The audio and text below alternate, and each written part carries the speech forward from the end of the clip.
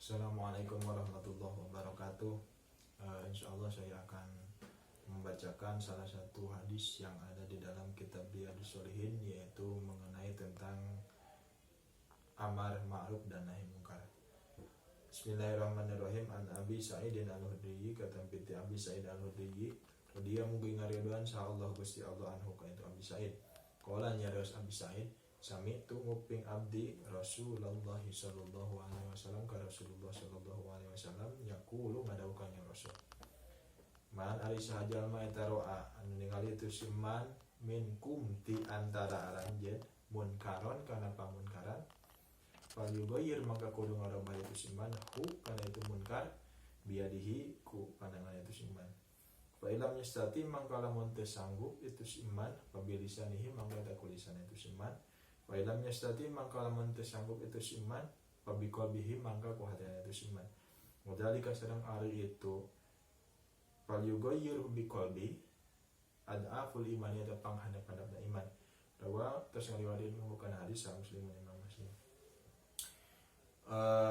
Maksud hadis di sini yaitu hadis dari Abi Sa'id Al-Khudri yang diriwayatkan oleh Imam Muslim. Jadi maksud secara global di dalam hadis ini yaitu perintah kita untuk nahyu mungkar. Jadi melarang atau mencegah dari perbuatan mungkar. Nah, di dalam Al-Quran juga memang banyak ayat yang menjelaskan bahwa kewajiban seorang muslim atau seorang mukmin untuk melaksanakan amar ma'ruf dan nahi mungkar. Salah satunya yaitu di dalam Al-Quran surat Ali Imran ayat 104 yang berbunyi a'udzubillahi minasyaitonirrajim bismillahirrahmanirrahim wal takum minkum ummati yad'una ilal khairi wa ya'muruna bil ma'rufi wa yanhauna 'anil munkar wa ulaika humul muflihun. Dan juga salah satunya di dalam surat Al-A'raf ayat 199 hudil aqwa wa'mur bil urfi wa 'arid 'anil jahilin. Nah, ayat-ayat tersebut yang secara garis besarnya yaitu menjelaskan kewajiban seorang mukmin untuk melaksanakan amar ma'ruf dan nahi mungkar. Nah, di dalam pelaksanaan amar ma'ruf dan nahi mungkar tersebut memiliki beberapa macam cara. Gitu. Jadi memiliki beberapa macam cara. Yang mana cara tersebut tentunya ditentukan oleh dengan situasi kondisi yang ada di masyarakat tersebut. Nah, sebelum saya menjelaskan cara-cara untuk melaksanakan amar ma'ruf nahi mungkar, saya akan sedikit mengupas apa itu yang disebut ma'ruf dan apa itu yang disebut mungkar. Nah, yang disebut ma'ruf di sini yaitu saya mengambil satu definisi. Yang disebut ma'ruf di sini yaitu ma'arrafa bihi asy'aru, setiap perkara yang dianggap baik oleh syara. Sedangkan yang disebut mungkar itu yaitu ma'ankar bihi asy'aru, setiap perkara yang tidak dianggap baik atau diingkari oleh syara. Jadi yang perlu digarisbawahi di situ yaitu yang menjadi landasan atau patokan perbuatan itu bisa dianggap baik atau perbuatan itu tidak dianggap baik itu yaitu syara, bukan menurut kita atau menurut diri sendiri gitu, atau bahkan menurut orang lain. Sebagai salah satu contohnya yaitu ketika kita berbuat menurut kita baik tetapi belum tentu menurut syara itu baik. Tetapi ketika kita menganggap bahwa perbuatan itu tidak baik tetapi bisa jadi perbuatan itu dianggap baik oleh syara. Jadi contohnya seperti kita melaksanakan inilah. Jadi tidak, salah satunya contohnya itu kita berusaha untuk tidak tidur setelah sholat subuh gitu kan.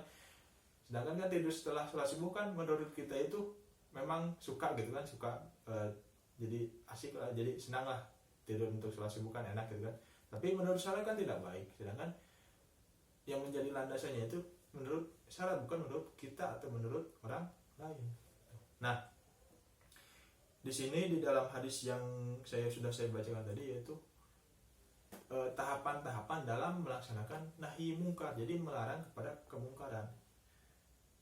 Kangjeng Rasul sallallahu alaihi wasallam telah bersabda bahwa mantra amin kumunkaron, barang siapa orang sebagian dari kalian melihat kemungkaran fal yughayyiru biyadi, maka haruslah mencegah kemungkaran tersebut dengan kekuatan. Jadi tahapan pertama ketika kita melaksanakan nahi mungkar, tahapan pertama jika kita mampu untuk merubah kemungkaran tersebut dengan kekuasaan atau kekuatan kita. Sebagai contoh beginilah, di kalangan santri atau memang di kalangan masyarakat luas gitu kan, ketika ada pemungkaran, contoh ada orang yang memang tidak melaksanakan perintah Allah, contoh tidak melaksanakan sholat. Nah, ketika kita, sedangkan kan tidak melaksanakan sholat itu kan disebut munkar karena memang tidak dianggap baik oleh syariat gitu kan. Nah, ketika kita melihat orang yang susah untuk melaksanakan sholat, apabila kita memiliki kemampuan atau kekuasaan untuk mencegah orang tersebut untuk melaksanakan sholat dengan cara kekuatan kita, maka haruslah kita mencegah kemungkaran tersebut atau memerintah orang tersebut untuk melaksanakan sholat dengan kekuasaan kita. Nah, itu cara yang pertama. Jadi falyughayyirhu biyadihi, maka haruslah kita mencegah kemungkaran itu dengan kekuatan kita atau kekuasaan kita, baik itu kekuasaan berupa pimpinan ataupun kekuasaan berupa yang lainnya lah. Jadi cara pertama itu dengan kekuatan kita, gitu kan, dengan kekuasaan kita. Wa illam yastati fa bilisani.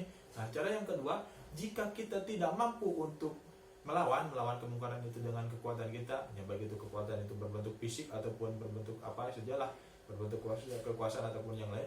Nah, ketika kita tidak mampu dengan biadi, dengan kekuatan kita, maka cara yang kedua yaitu, tahapan yang kedua yaitu dengan lisan. Jadi dengan lisan, contoh ketika ada yang tidak sholat, kita bisa mencegah dengan lisannya seperti ini,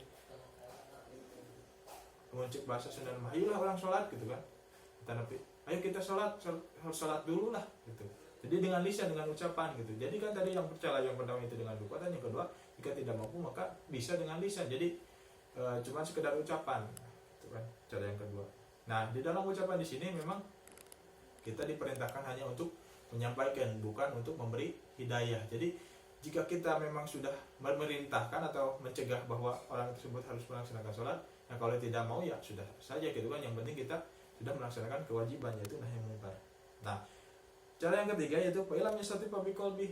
Nah, jika kita tidak mampu, yang cara yang pertama yaitu dengan biyadih, cara yang kedua dengan bilisani, maka ada cara yang ketiga, cara yang terakhir yaitu fa biqalbi, maka kita harus mengingkarinya dengan hati. Wadzalika ta'ful bi iban, sedangkan mencegah kemungkaran hanya dengan hati atau memang meyakini bahwa perbuatan itu tidak dianggap baik oleh syara, dengan hati kita diyakini bahwa mencegah makilah. Jadi kenoi batur mah gitu kan, umpamanya orang ulah tah gitu teh, cara seperti itu teh termasuk kepada adaful iman, paling lemah imannya gitu.